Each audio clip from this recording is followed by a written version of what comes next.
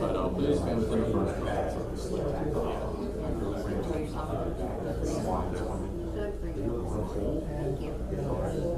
Great.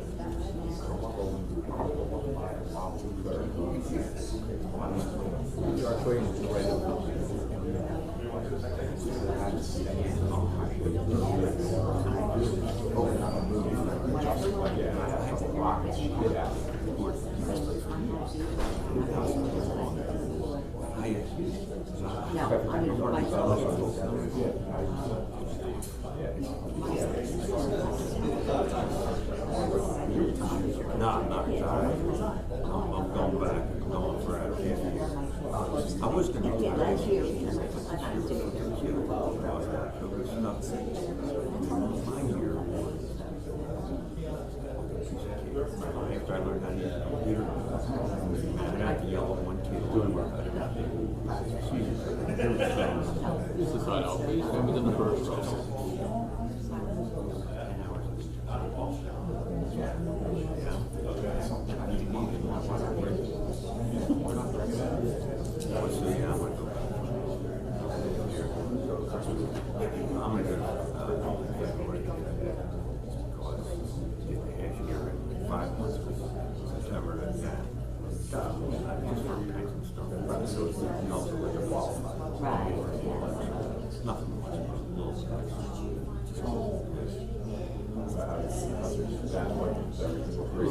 Please stand within the first row.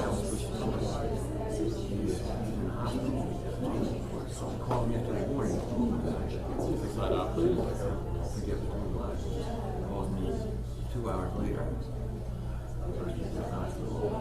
Got real busy.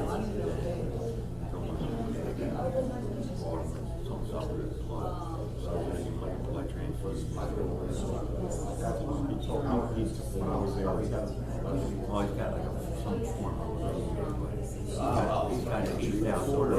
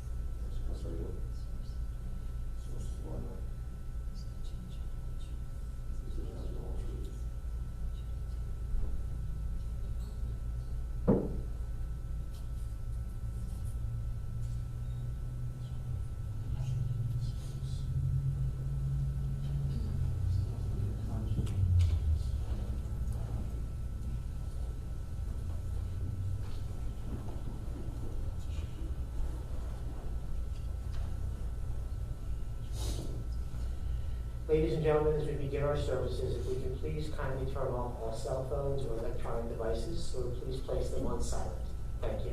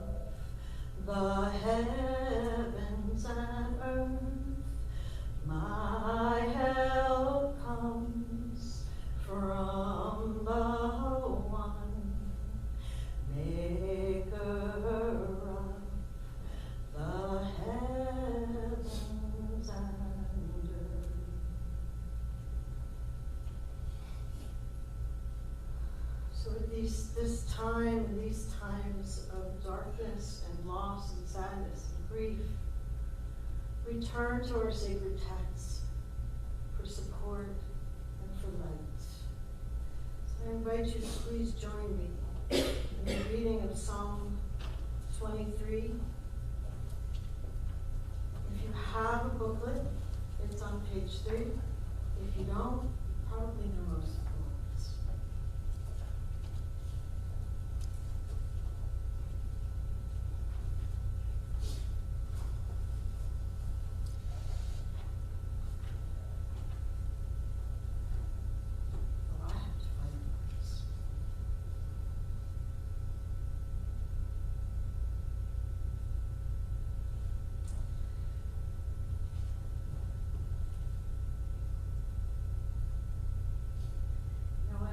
Search for these words there. I'm just going to ask someone to read it for me. The Lord is my shepherd. The Lord is my shepherd, I shall not want. He maketh me to lie down in green pastures. He leadeth me beside the still waters. He restoreth my soul. He guideth me in straight paths for his name's sake. Yea, though I walk through the valley of the shadow of death, I will fear no evil, for thou art with me. Thy rod and thy staff, they comfort me. Thou preparest a table before me in the presence of mine enemies. Thou hast anointed my head with oil. My cup runneth over. Surely goodness and mercy shall follow me all the days of my life, and I shall dwell in the house of the Lord forever. So with heavy hearts, we come together today to honor and to celebrate the life of Carole Ann Phelps, and to honor the legacy of a loving, devoted, thoughtful, tenacious, independent, strong woman, mother, mother-in-law, Nana, friend, sister, daughter, labor and delivery nurse, patient advocate, devoted member of the Jewish tribe, and more.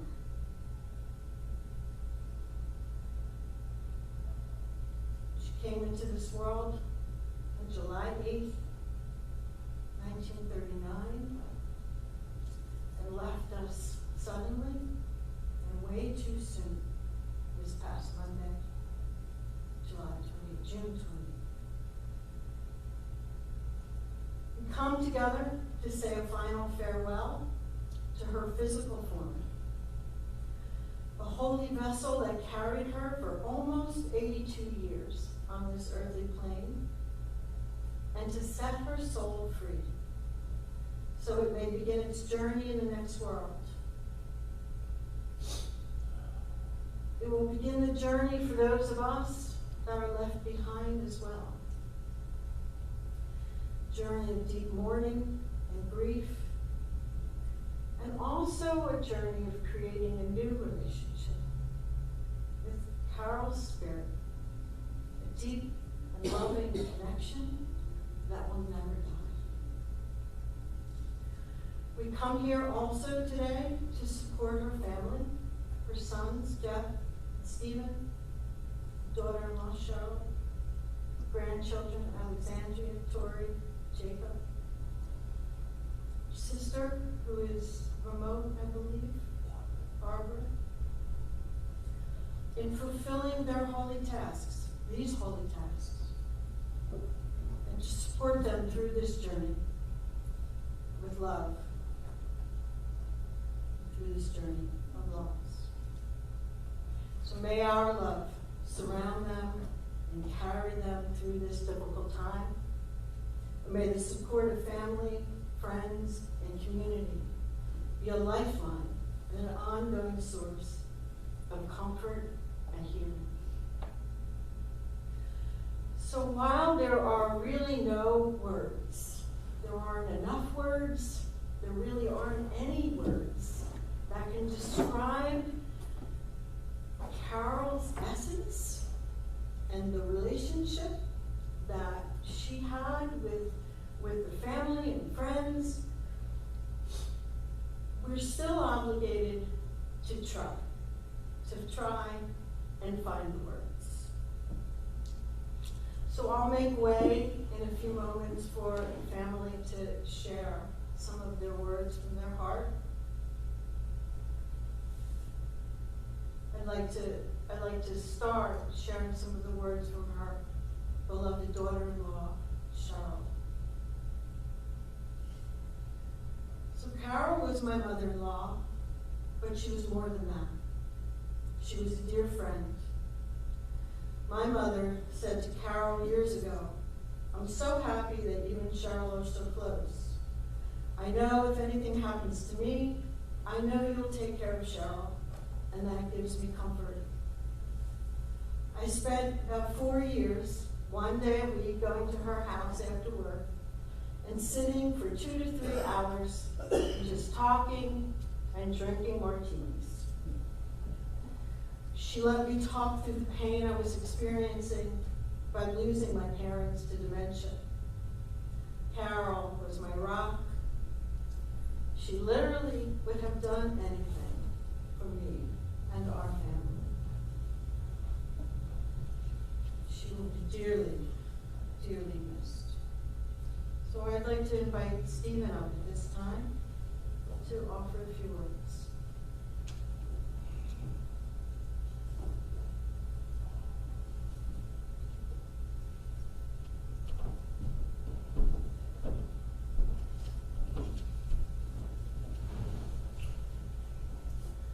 Technology today, I wrote it on my phone. Thank you all for coming. good to see that my mother touched so many lives. I got so many posts on Facebook from her coworkers, some that were just absolutely beautiful. And I wish I had them here to share with you, but they're out there, and they're absolutely beautiful. She was a great person. She was a great mother to myself, my brother Jeff. And as I grew up as an adult, we wound up confiding in each other a lot. I'm going to miss that.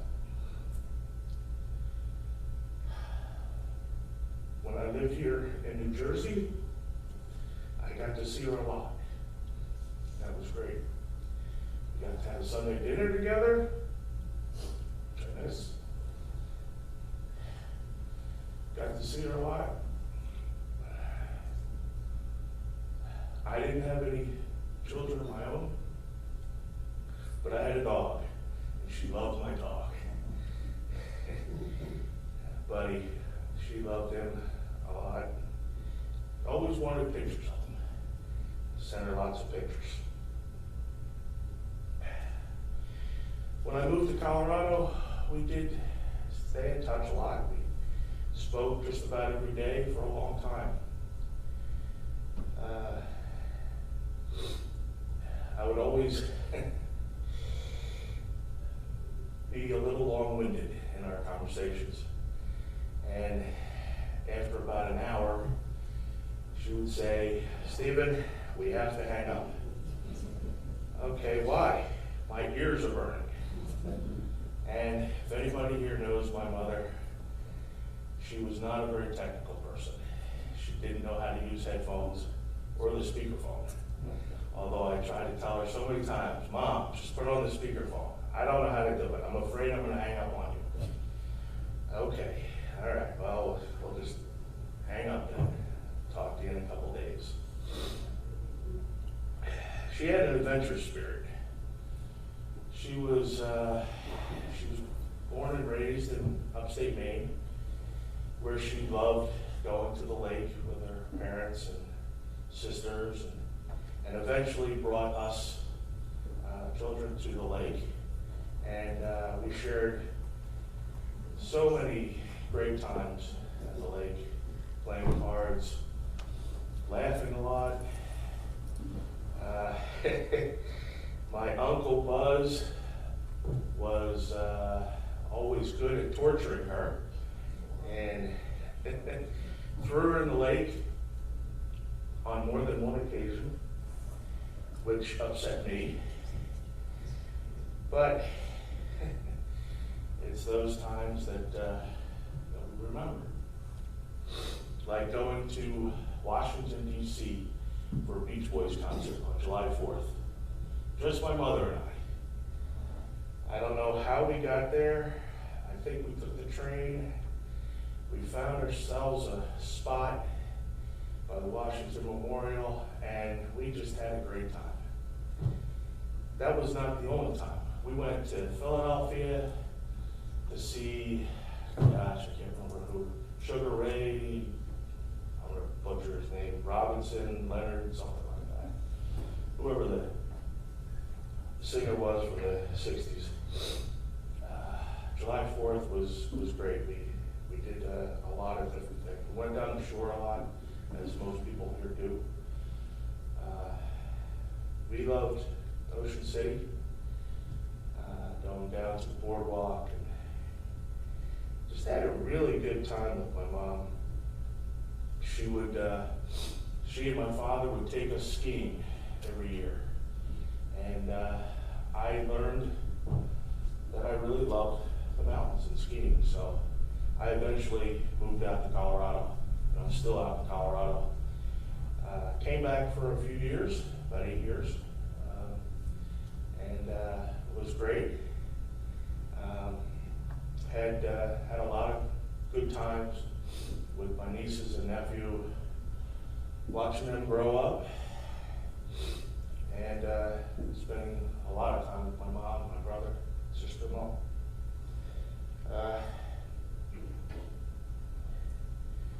Yes, next week,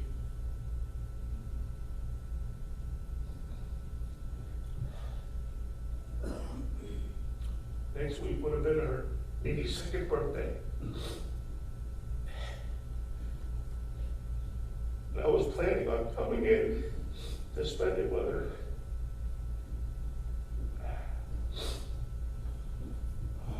I'm here with you now, Mom. Rest in peace. I love you.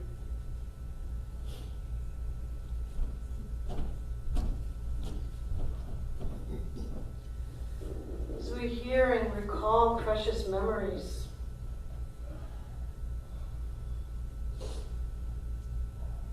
we come close, we face our loved ones' death and our own mortality.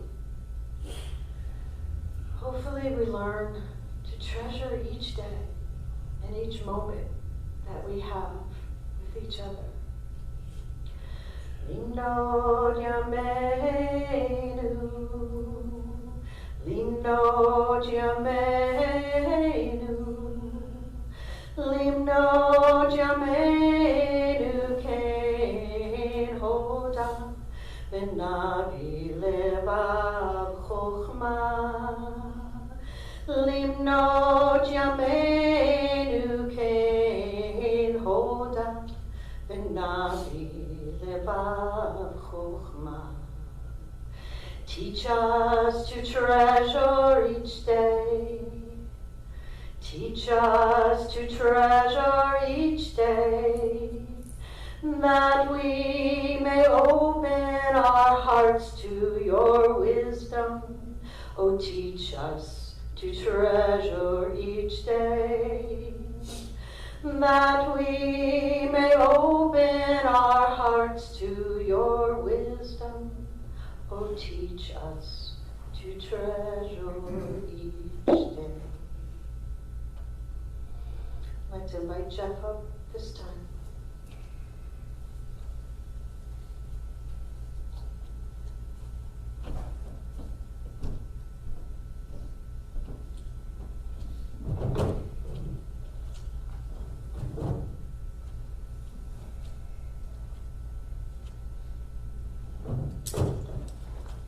Thank you, everybody, for coming. Carole Ann Felt, mom, Nana, was one of 3 girls, grew up in northern Maine, as my brother said. Her sisters, Barbara and Vilda, she was very close with, along with all of her nieces and nephews as well. My mother was, she was a farm girl, as a young girl. She spent time on a lot of time on her grandparents' farm, and her grandmother made a pretty big impression on her. It was about 4'11", feisty old lady who was on the farm, and that would do everything: milk the cows, butcher the chickens. Taught my mom to be a really tough, self-sufficient woman.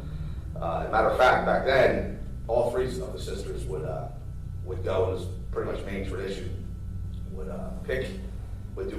go potato picking in the fields every summer. Like, this was August, late August, and that was their job from the time they were probably 9 or 10 years old, going forward. And so she was tough, as my brother said. She also had a very strict upbringing. She used to joke that if you reached across the table, it was my nanny, her mother, would take the fork and whack your fingers. It was a very, very strict upbringing. She was, as she grew up, she became very independent. Again, she was in northern Maine, way up in Holton, Maine, a couple miles from Canada. And she decided to leave home when she was young. I think she was 18 or 19, and went to nursing school at Chestnut Hill in Philadelphia, which was like probably back then traveling across the world. So she was quite independent. She met my dad not long after that, a couple years after that, and they used to go down the shore like we did back then. It was Summers Point.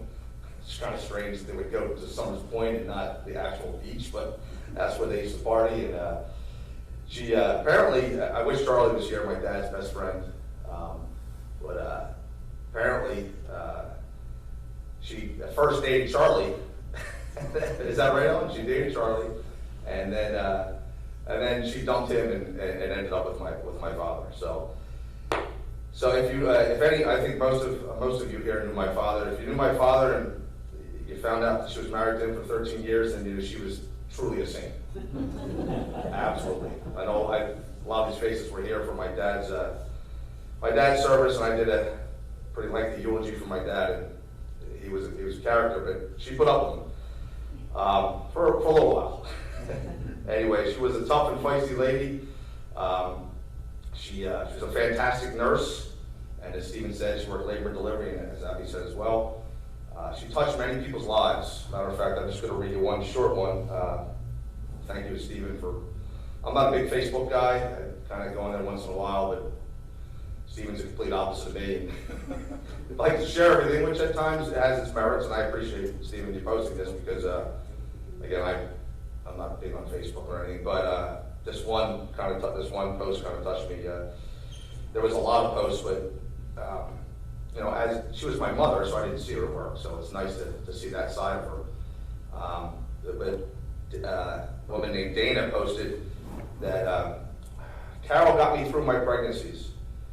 She then she got me through my pregnancies. She then brought the labor floor manager into the labor room while I was having my third child, and she told her to hire me. Now I can see my mom doing that. She would, she would say, "You need to get in here. You need to hire this woman. She's good. Hire her."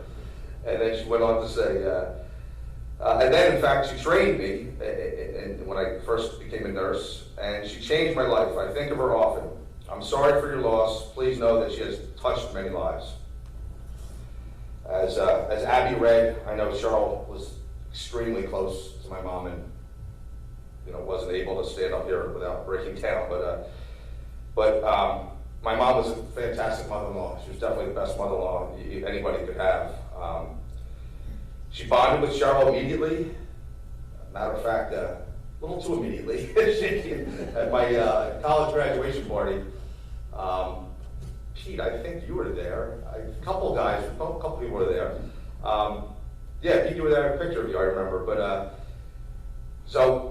she gave me a college graduation party, and it was in late August, and I didn't see my mom and Carole anywhere, and so I went upstairs. It was an outdoor party, and I went upstairs into to see where they were.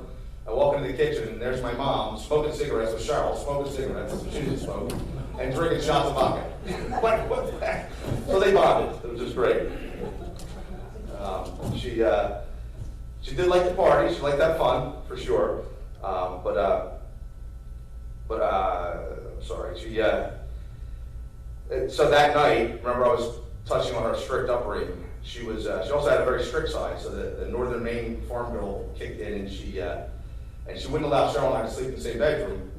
So Carole had to spend the night sleeping in my mom's king-size bed with her, queen-size bed, which was fine. It was okay. But if anybody has ever slept in the same house, in the let alone room as my mom, you'll know that she has a unique honking noise that she makes when she snores. So Carole basically didn't sleep a wink.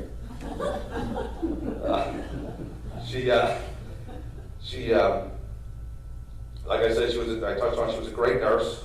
In fact, coincidence would have it that when Carole, I think it was when she graduated nursing school, my mom was a preceptor at Rancocas Valley Hospital. Now it's Berkshire, I believe.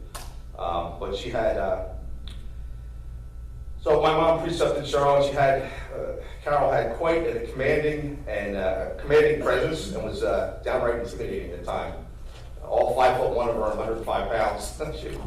She would walk in and order the doctors, "Get out of here, we're not ready for you." Matter of fact, one story, and Carole didn't want me to tell because I'm not going to get into the details because I won't get the medical aspect of it correct. But Carole was close with my mom, but at one point she called and said, "Carole, I have this patient, and she's 36 weeks pregnant, and she's preterm, and I need to send her back." And my mom snapped at her. she's 3 days short, she's not preterm labor, get her out of here. Cheryl came home for a week, she was like, oh my God, I'm scared of your mom. Her mom's scared of me. And she was, again, she was also probably one of Cheryl's closest friends, you know, to just this last week. She was an amazing grandmother. I mean, she would do everything and anything for our 3 grandchildren. Matter of fact, that Stephen touched on going to Maine, it was one of our, definitely everybody who knows Maine knows that we've been going to Maine since I was 3 or 4 years old, maybe younger. And we made it a tradition for our family. We brought them up to Maine every year up until a few years back when my aunt sold her cabin. But and oh, and matter of fact, my Aunt Barbara, I want to say hello.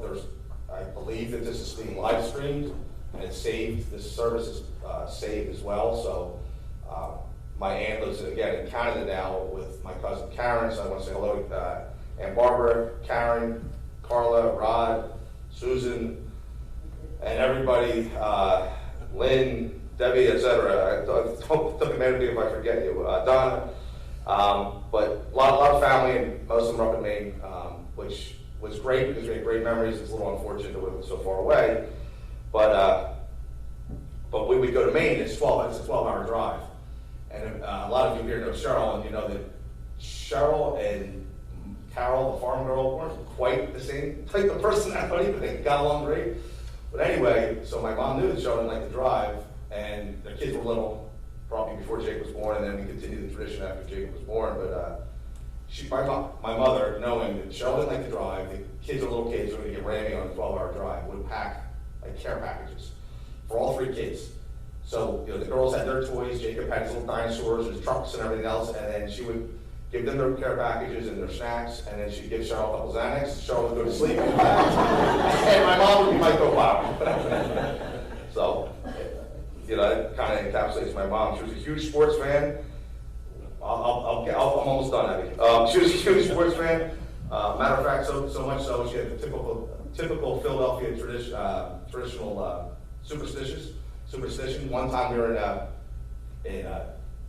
west skiing in Park City. That's the other thing. She would come on vacations with us all the time. She was our babysitter.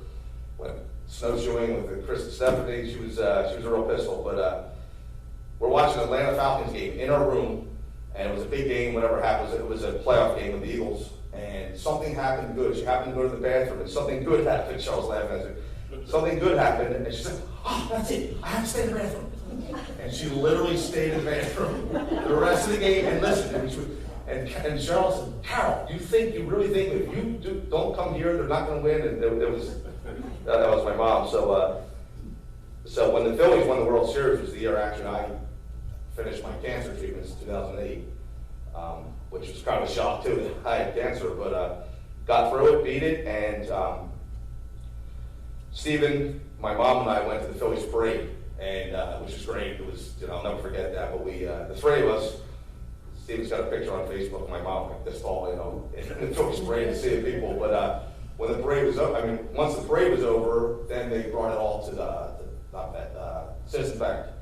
So when they brought everything to Citizens Bank, a lot of people went in there, and that's where Chase Utley gave his famous speech, dropped the F-bomb. So we walked from Broad Street down to all the way to Citizens Bank, which turns out is about 6 miles. So my mom, again, 2008, which was, I guess in her upper 60s, late or early 70s, and she was a pistol. All 6 miles, we're walking, she's right next to me, about a mile and a half back of Steve. I'm like, where the hell is Steven? He didn't quite inherit that feistiness from my mom. I was there somewhere. Yeah, you were there. Anyway, moving on to her final years, she, the other people that are streaming and watching, I think there's 14 people watching at Yardley Commons. About 2 or 3 years ago, her health started to decline. She was still okay, but it became apparent that she probably shouldn't live totally by herself. And at Cheryl's insistence, and I have to say thank you to Cheryl because, in all honesty, she saved her life.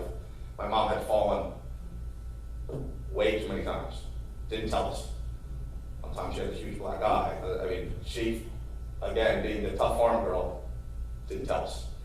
We kind of found out, then we found out from Mary Alice, wasn't easy to care for somebody who didn't share everything with them, but she didn't want to be a burden. I don't want to be a cumbersome, I don't want to be a burden. So, at Charles' insistence, we looked for independent living facilities, and we found one, Yardley Commons, and the people there are watching. So, and she, no, I'm not going to go, I'm not going to.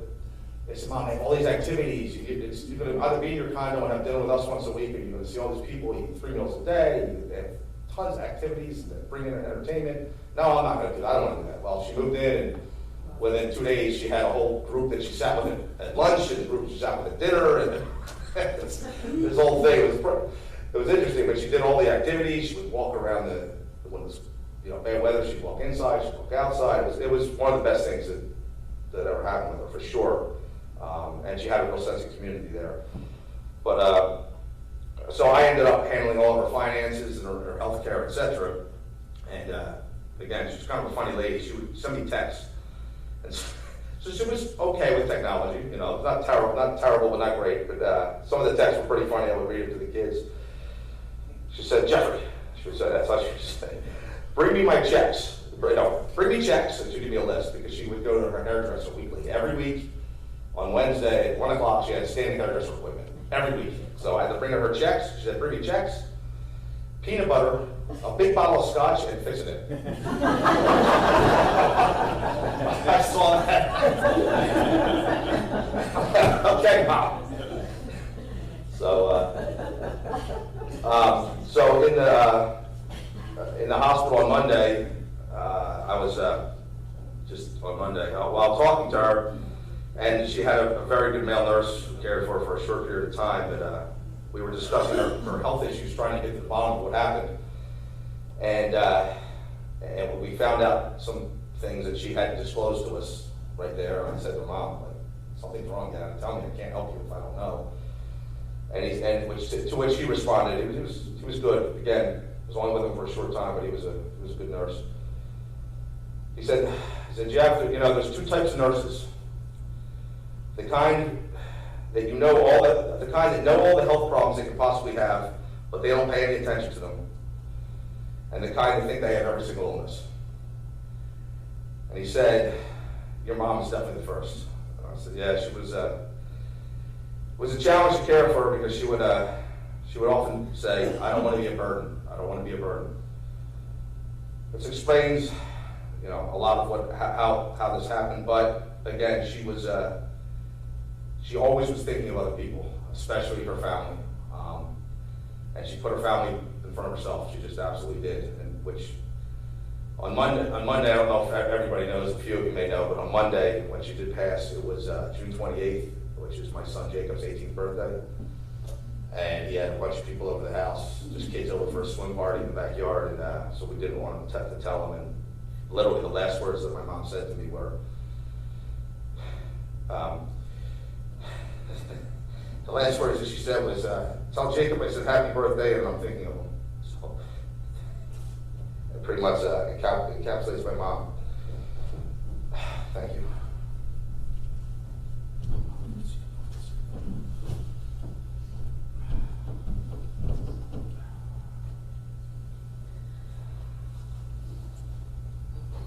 Before we chant the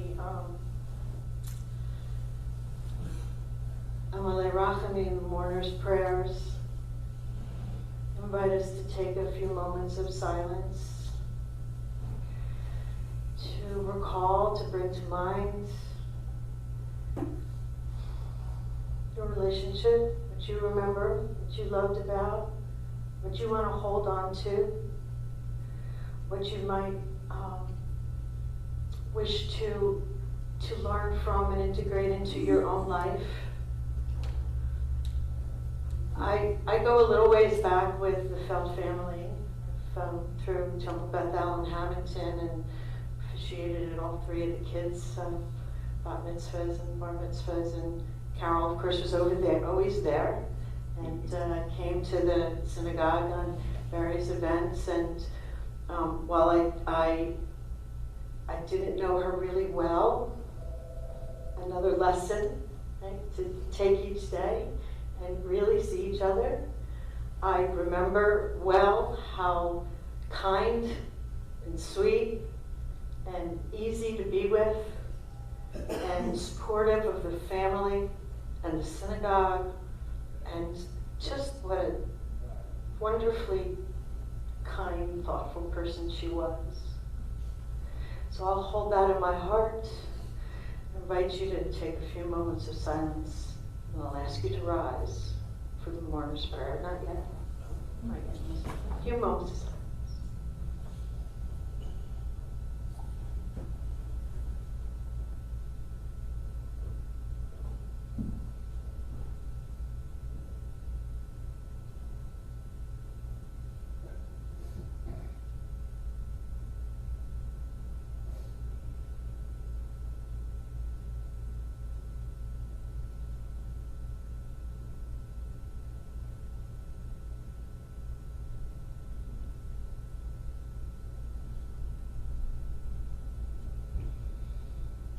Please rise and pray for the ascension and the comfort of Carole's soul. El Malei Rachamim, Shochen Mamromim, Hamitzei Menucha Nechona, Tachat Kanfei HaShchina, Im Kirushim Utorim, Kizohar HaRakiyah,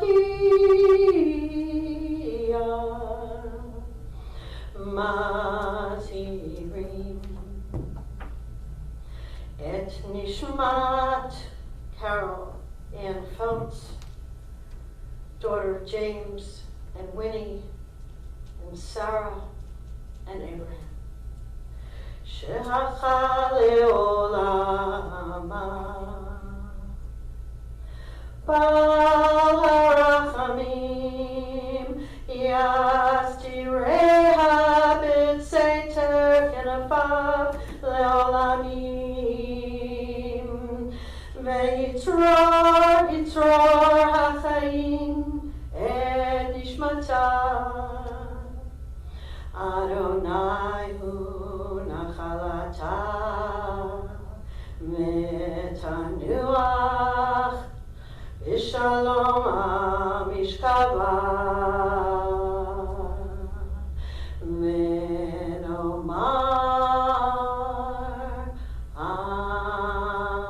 Amen. Compassionate God, eternal Spirit of the universe, grant perfect rest in your sheltering presence to our beloved Carole Ann Felt, who has entered eternity. O God of mercy, let her find refuge in your eternal presence, and let her soul be bound up in the bond of everlasting life. God is her inheritance. May she rest in peace. And let us say, Amen. You may be seated.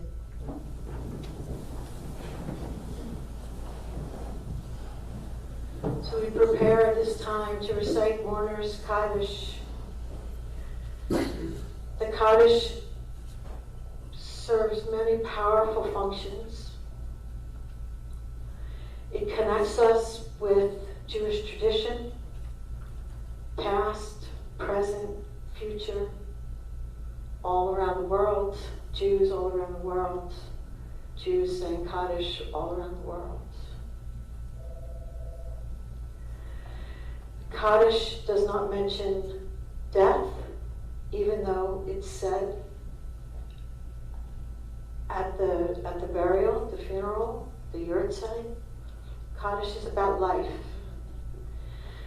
So it serves to turn us towards life, towards the divine, the light, the divine, and towards life, when it's hard to turn towards life.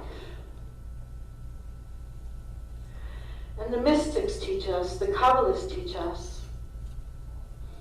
that that the recitation of Kaddish helps to raise our loved one's spirit, to raise her soul, to free her soul, to go towards its source, towards light, towards the journey in the next world. So I invite you to rise for Mourner's Kaddish.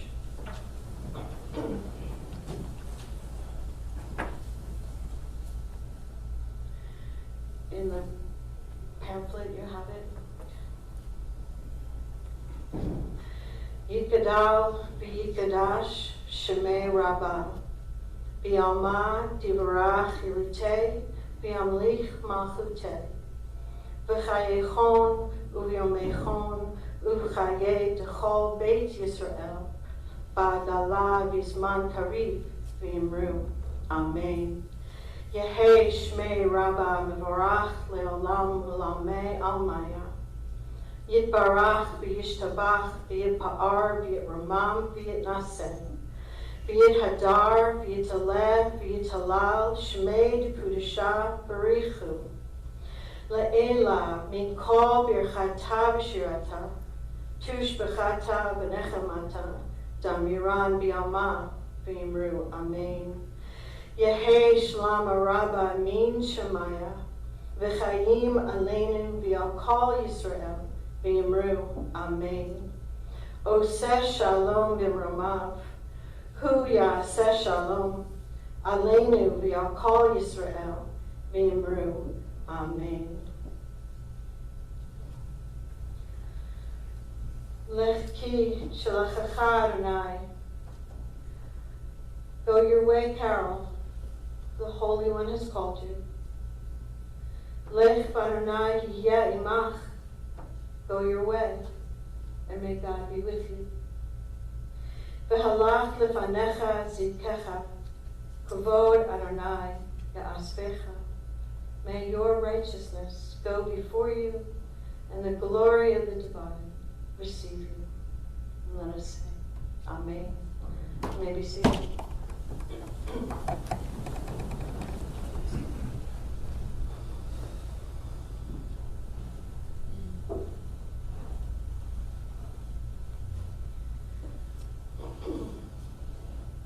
So in closing, I'd like to offer these words from Kohelet. Kohelet wrote, "The eye never has its fill of seeing. Young or old, those who depart this life never see enough of the world, never complete their task, never cherish their loved ones enough before they are called home. How they yearn for yet another respite from the final summons, and how we yearn to have them close to us for yet another challenge in our lives, yet another joy, yet another precious moment together. God, be now with those whose hearts are broken, because whenever parting comes, it comes too soon. Console them at this hour. Be near to them when light seems distant. Sustain them, O God, until the time of healing."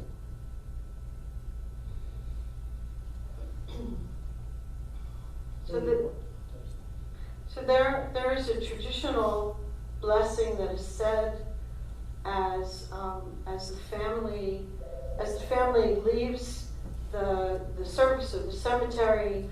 It is a traditional blessing that is offered at the house of mourning to when there are no words. So I'm going to invite you in just a moment to rise and to invite the congregation to repeat after me these words of support for the Felt family. I'd like to make an announcement about Shiva. There'll be Shiva one day today. Directly after the service, you are all invited back to the house. I believe there are directions outside. I encourage you to continue to tell stories. As long as our memories are alive, continue to tell stories, continue to give tzedakah in Carole's name. Her memory, her life continues to make a difference going into the future and for all eternity.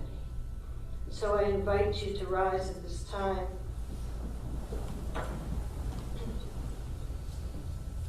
And repeat after me. Hamakom yinachem. You guys, invite you to just listen and take it in. Echem betoch sha'ar. Echem betoch sha'ar. Abalei Tzion. Yerushalayim. May the Holy One, who dwells in every place, comfort you and bring you peace among all those who mourn. May it be so. Lady pallbearers, please step to the center aisle.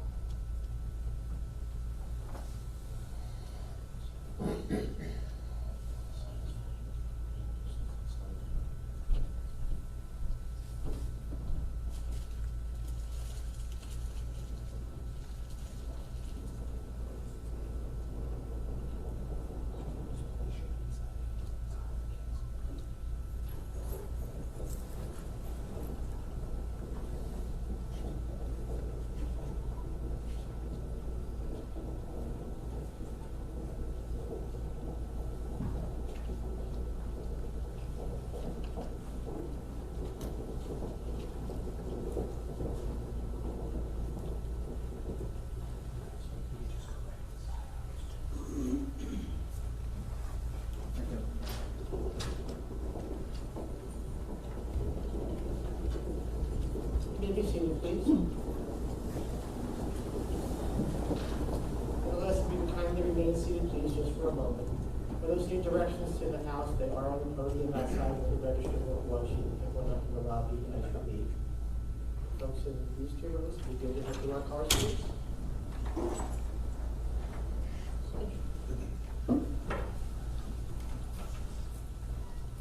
Folks in these two rows.